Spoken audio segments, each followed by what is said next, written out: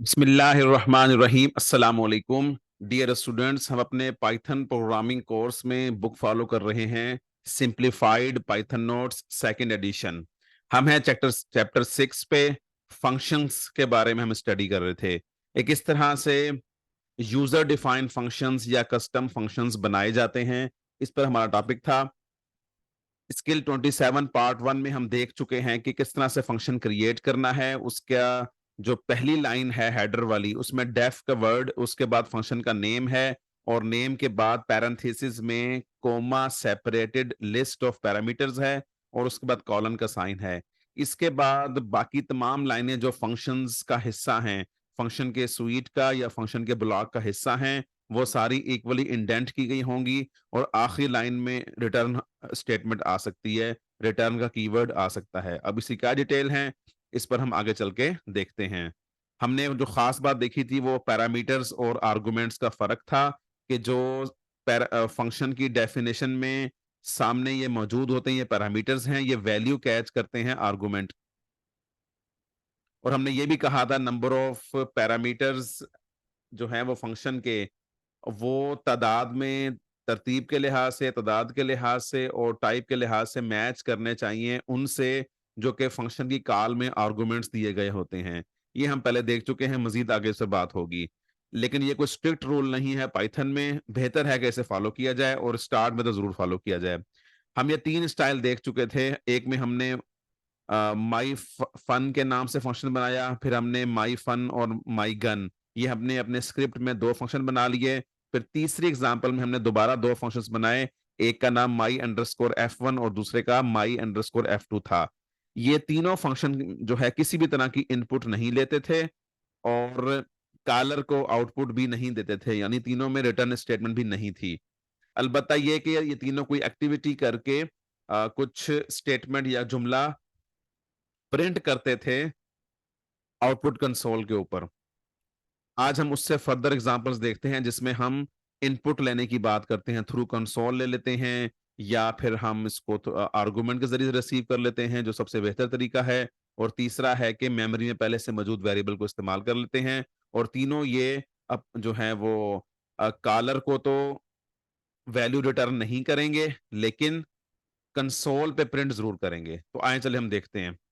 Example 1 ये हम देख चुके थे, एक ही फंक्शन बनाया था और उसको हमने मुतअद्दिद बार बाहर स्क्रिप्ट में कॉल किया। उसके बाद हमने 2 फंक्शन बनाए, डेफिनेशंस माई फन माई गन, और आगे चल के हमने मुख्तलिफ तरतीब से इनको आगे यूज किया।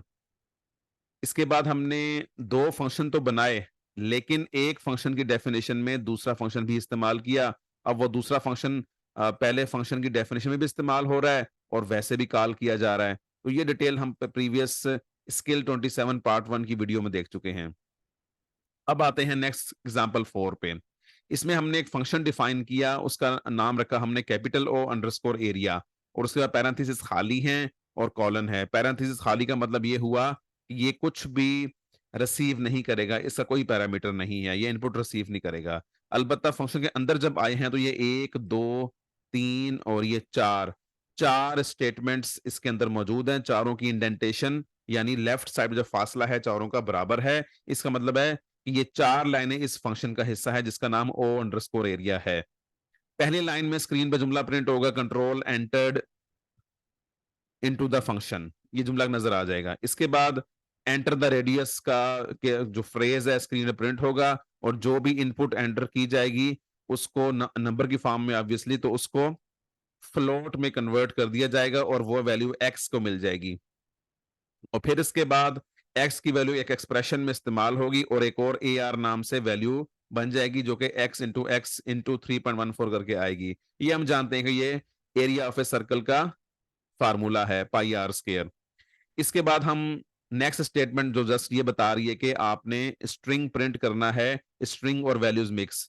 सर्कल रेडियस एक्स प्रिंट हो जाएगा और circle area A R print हो जाएगा। ये हमारे फंक्शन का काम है।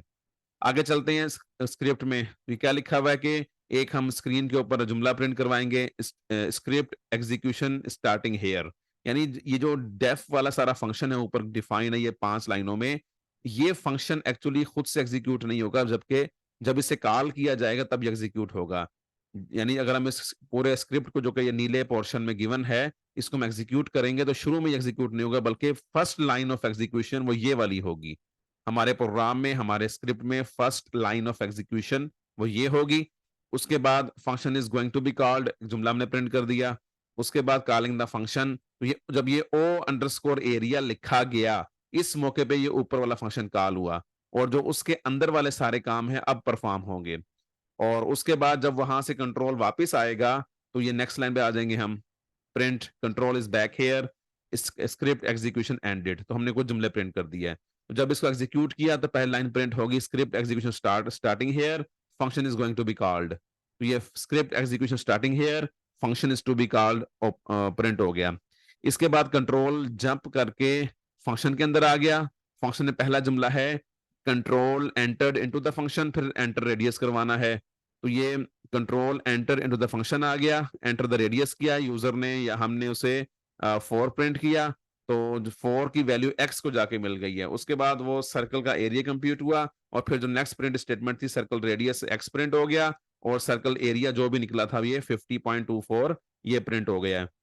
और उसके बाद कंट्रोल वहां से वापस इस लाइन पर आया, इस पॉइंट पे। तो यहाँ पे क्या लिखा हुआ अब ये, control is next, control is back here, वो लाइन प्रिंट हो गई है, और स्क्रिप्ट एग्जीक्यूशन एंडेड।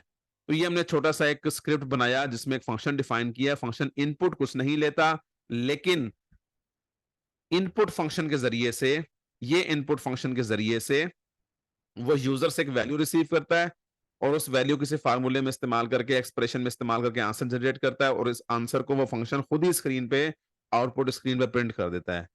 कॉलर का मतलब है ये वो लाइन जहां पे फंक्शन कॉल किया गया, कॉलर को कुछ नहीं भेजता। कंट्रोल भी यहां से वहां जंप किया, वहां से यहाँ वापस आ गया, लेकिन कोई वैल्यू वगैरह वापस नहीं आई। तो ये स्टाइल हो गया। तो ये मैंने सारी बात एक्सप्लेन की है, अब यहाँ पे स्क्रीन रोके सारे को पढ़ सकते हैं। और एक और चीज है जो इसमें x की वैल्यू बनी है, ये x की वैल्यू और फिर AR बना है, ये दोनों वेरिएबल्स लोकल वेरिएबल्स हैं, ये इस फंक्शन के लोकल वेरिएबल्स हैं। अगर आप स्क्रिप्ट के बाहर आके इसको प्रिंट करवाएंगे तो ये एक्सेस नहीं होंगे। Local variables, they are not accessible outside the function definition of O underscore area. Next example है जी, इसमें हमने सी अंडरस्कोर एरिया के नाम से फंक्शन डिफाइन किया। अब की बार देखें कि हमने पैरेंथेसिस में एक वैल्यू लिख दी एक्स, और ये एक्स दरअसल इस सी अंडरस्कोर एरिया वाले फंक्शन का पैरामीटर है, ये इसका पैरामीटर है। अब की बार ये पैरामीटर इसका मौजूद है। अब यानी जब ये फंक्शन कॉल होगा तो इसे आर्गुमेंट कोई वैल्यू भेजी जाएगी, वो इस एक्स में कैच होगी और आगे वो इस्तेमाल होगी। Control enter into the function, पहले ये फंक्शन कॉलिंग में प्रिंट होगा, फिर ये AR बनेगा, फिर ये उनकी एक्स की और AR की वैल्यूज प्रिंट होंगी। हमने ये स्ट्रिंग इस स्टेटमेंट में रखा है। अब फंक्शन डेफिनेशन यहाँ पे खत्म होगी। उसके बाद ये जो लाइन है, ये वो पहली लाइन है स्क्रिप्ट की जो कि एग्जीक्यूट होगी। उसके बाद ये हमने इनपुट फंक्शन इस्तेमाल करके RAD नाम के वेरिएबल वैल्यू कैच कर ली। उसके बाद जुमला आ गया, function is to be called. उसके बाद कॉलिंग द फंक्शन में कमेंट लिख दिया, और उसके बाद जब सी एरिया कॉल होगा, अब ये खाली ब्रैकेट नहीं रखी जा सकती, बल्कि RAD या कोई भी वैल्यू यहाँ भेजी जाएगी। तो बेसिकली ये आर्गूमेंट है, ये जो RAD की वैल्यू है ये आर्गूमेंट है। अगर फर्ज कर लें कि RAD की वैल्यू लेट सपोज जैसे देख लेते हैं 4 प्रिंट की गई है, तो ये 4 आर्गूमेंट है, 4.0 आर्गूमेंट है। ये पास होगा सी अंडरस्कोर एरिया को, और जो जिससे पहले बताया गया ये ऐसे इसकी एग्जीक्यूशन मुकम्मल होगी आगे फंक्शन की, और उसके बाद कंट्रोल वापस आएगा और स्क्रिप्ट एग्जीक्यूशन एंडेड। तो ये देखते हैं, सबसे पहले ये लाइन प्रिंट होगी, script execution starting here, enter the input, 4 enter किया गया, वो RAD को मिल गया। तो ये 2-3 लाइनों वाला काम हो गया, ये सॉरी ये फर्स्ट 2 लाइनों वाला काम हो गया। इसके बाद अगला जुमला था function is to be called, वो जुमला प्रिंट हो गया।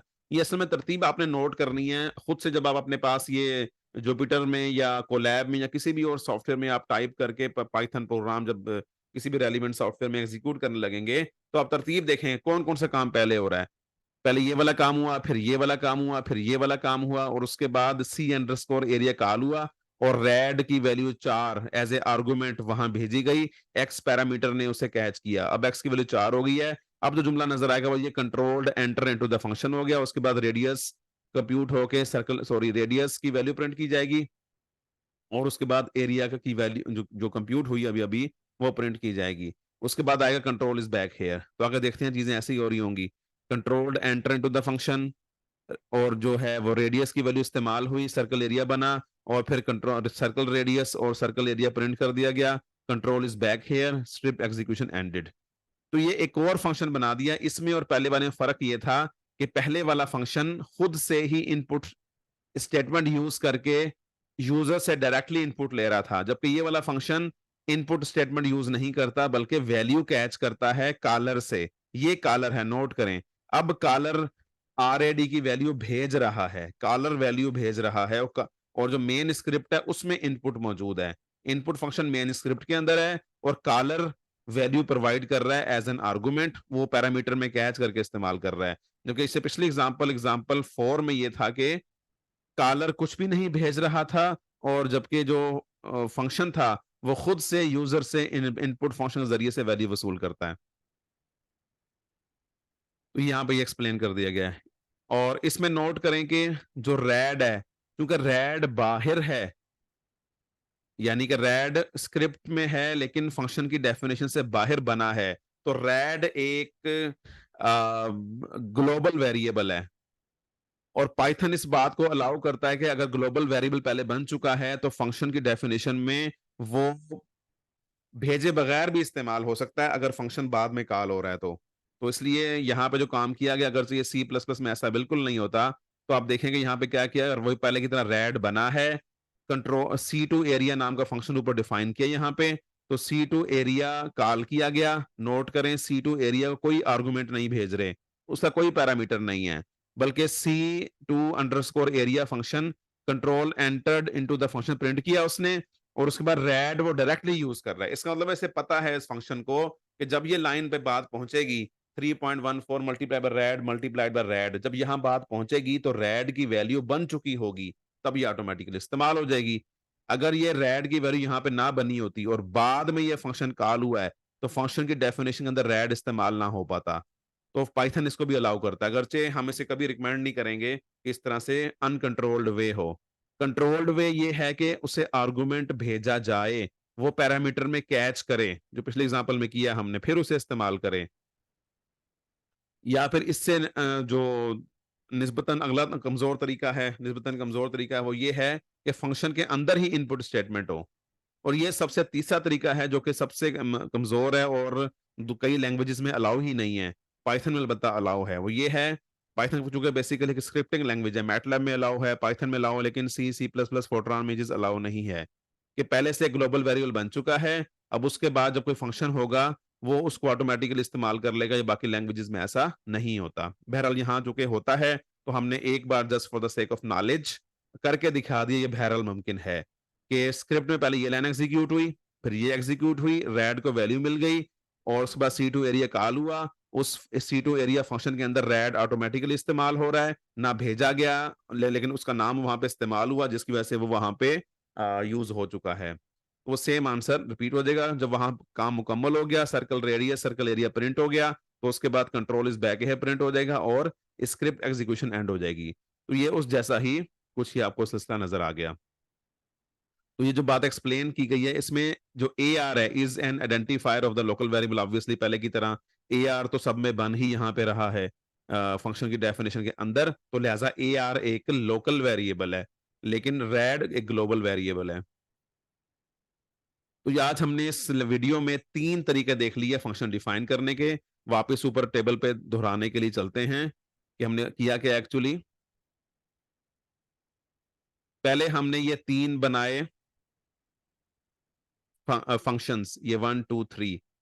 इन तीनों में कोई इनपुट नहीं ली गई, सिर्फ आउटपुट कंसोल पे स्क्रिप्ट प्रिंट करके दिखा दिया, तो प्रिंट द आउटपुट जो है वो प्रिंट की गई कंसोल के ऊपर, यस यस यस पहले 3 में। और जो अगले 3 हैं, O area, C area, C2 area, इसमें इनपुट ली गई है। एक में फंक्शन ने खुद इनपुट ली, दूसरे ने फंक्शन ने थ्रू थ्रू पैरामीटर इनपुट ली, अपने पैरामीटर में इनपुट लिया, आर्गुमेंट आर्गुमेंट को एज ए इनपुट लिया, और तीसरे में फंक्शन ने ना तो इनपुट फंक्शन यूज किया, ना तो अपने पैरामीटर में कोई आर्गुमेंट रिसीव किया, बल्कि एक वेरिएबल जो कि मेमोरी में पहले से मौजूद था वो उसकी स्टेटमेंट में उसकी एक स्टेटमेंट में एक एक्सप्रेशन में यूज हो रहा था और चूंकि वो पहले बन चुका था लिहाजा उसकी वैल्यू ऑटोमेटिकली इस्तेमाल हो गई और तीनों में कॉलर को कुछ नहीं भेजा गया ये नो नो ये वाला नो और ये नो तीनों में ने कॉलर कुछ नहीं भेजा बल्कि तीनों ने क्या किया कि आउटपुट कंसोल पे खुद ही आंसर प्रिंट कर दिया ठीक है जी